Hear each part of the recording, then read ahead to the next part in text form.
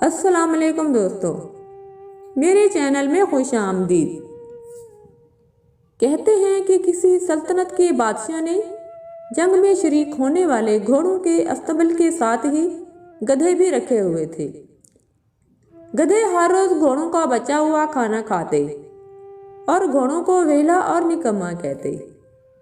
अंदर ही अंदर कुटते रहते कि घोड़ों के लिए इतना अच्छा खाना और हम सारा दिन काम करते हैं और खाते घोड़ों का बचा हुआ खाना।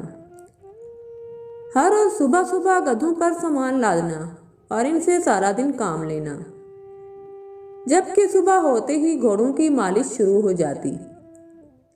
ये सब देखकर गधों ने सारा दिन घोड़ों को गालियां दी कि अगर ये ना हो तो ये सब भी हमें खाने को मिलता, हमारी भी मालिश होती, खादिम हमारी भी देखभाल करते, हम सारा दिन काम कर कर थक जाते हैं।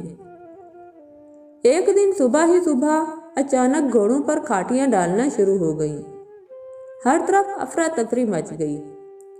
हर सिपाही जल्दी जल्दी अपने घोड़ों को तैयार करने में लगा हुआ है।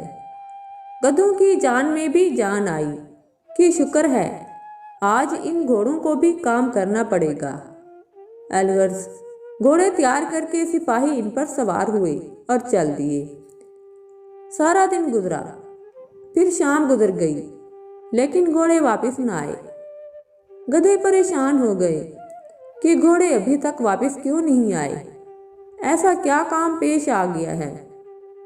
अगले दिन जब घोड़े वापस आए तो किसी का कान नहीं, किसी की आंख नहीं, कोई लंगड़ा के चल रहा है तो कोई वापस ही नहीं आया। गधों ने घोड़ों का जब ये हाल देखा तो इनसे पूछा कि क्या हुआ है, ये तुम्हारा हाल किसने किया है। घोड़ों ने कहा, हम जंग पर गए थे और जंग में ऐसा ही होता है। हमें इसीलिए तैयार किया जाता है कि अपने वतन की दिफा के लिए दुश्मन के खिलाफ जंग में हम शामिल हों।